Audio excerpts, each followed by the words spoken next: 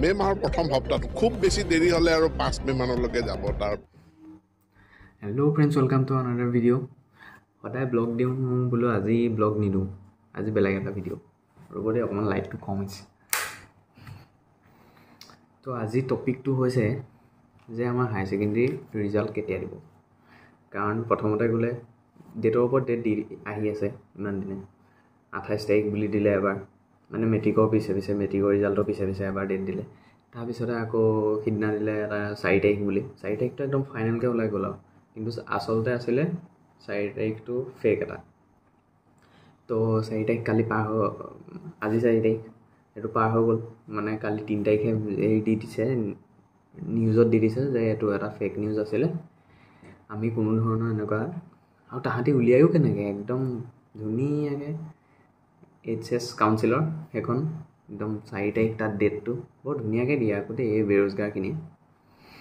তাৰপিছতে সেইটো ফেক বুলি ওলালে তাৰপৰা এতিয়া মেইন কথাটো হৈছে কেতিয়া দিব তো কাইলৈ আছে নিটৰ এক্সাম নিটৰ এণ্ট্ৰেঞ্চটো তাৰপিছতে কাইলৈতো দিয়াৰ চান্সেই নাই 5 তাৰিখ তাৰপিছতে পৰহিলৈ নিদিয়ে আৰু 7 তাৰিখে আছে ইলেকশ্যন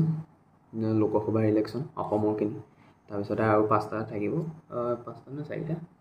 মানে সেইটো অসমৰ বাহিৰত অসমৰ 3টা হয় সেইটো 7 তাৰিখে শেষ হ'ব তো 8 তাৰিখে দিয়াৰ অলপ চান্স এটা আছে সেইবুলি 8 তাৰিখটো আমি চিয়'ৰকৈ ক'ব নোৱাৰোঁ কাৰণ education council Assam higher secondary education কাউন্সিলৰ চেয়াৰমেন ৰুক্ম গোহাঁই বৰুৱাই কৈছিলে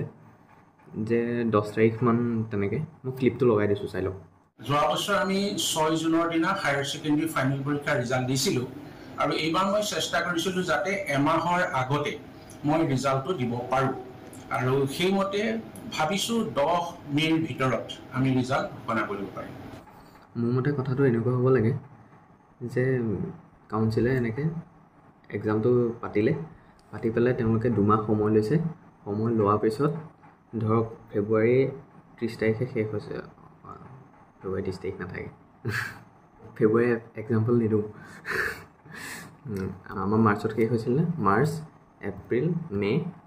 মে'ৰ লাষ্টত মাৰ্চৰ আমাৰ লাষ্টত যিহেতুকে শেষ হৈছে মে'ৰ লাষ্টত তেওঁলোকে ৰিজাল্টটো দিম এইটো ডেটতে দিম এনেকৈ ফাইনেল হ'ব লাগে এইবোৰ কিমান সোনকাল কৰিব পাৰোঁ কৰিব নালাগে আচলতে সেইটো কৰিলে এইবোৰ বহি চোৱাটো এটা হেৰি হৈছে আৰু এইবাৰ ইলেকশ্যন আছিল কাৰণে অলপ হাইপ এটা ক্ৰিয়েট কৰি থৈছে বাৰু সেইটো বেলেগ কথা সঠিককৈ ক'বলৈ টান শিক্ষামন্ত্ৰী মহোদয়ে সেইটো ক'বলৈ অসুবিধা হ'ব মোৰ ক্ষেত্ৰতো অসুবিধা হ'ব আমি এটা ধাৰণা কৰি কওঁ আৰু আমি এটা নিৰ্দিষ্ট সময় বান্ধি লওঁ সেই সময়ৰ ভিতৰত আমি ৰিজাল্টৰ ফলাফল ঘোষণা কৰিব লাগে CBSE ৰিজাল্ট ওলাবলৈ এতিয়াও বাকী আছে আৰু আমাৰ যিটো ৰিজাল্ট প্ৰচেছিং আমি 4টা ষ্ট্ৰীমত পৰীক্ষা পাতোঁ arts science commerce and vocational আৰু আমাৰ টোটেল নাম্বাৰ অফ ছাবজেক্ট হৈছে 93 আৰু এই 93টা ছাবজেক্টৰ ভিতৰত আমাৰ 2টা কোৰ ছাবজেক্ট থাকে আৰু 91টা ছাবজেক্ট আমি প্ৰত্যেক ষ্টুডেণ্টৰ ইফাল সিফাল কৰিবলগীয়া হয় গতিকে হায়াৰ ছেকেণ্ডেৰী যিটো ফাইনেল এক্সামিনেশ্যনৰ result processing it is a very complex process আৰু সেইকাৰণে ই অকণমান সময় লয় আৰু মই এইটো কথা কেতিয়াও নাভাবোঁ যে আমাৰ ৰিজাল্ট দেৰি হ'লে ডিগ্ৰীত এখন নটিফিকেশ্যন ছ'চিয়েল মিডিয়াত দেখিবলৈ পাইছোঁ এই নটিফিকেশ্যনখন সম্পূৰ্ণ ভুৱা আৰু মিছা মানে কালি যিটো ৰিজাল্ট ওলাব বুলি কৈছে সম্পূৰ্ণ মিছা আৰু ভুৱা এখন নটিফিকেশ্যন প্ৰচেছিং চলি আছে প্ৰায় সম্পূৰ্ণ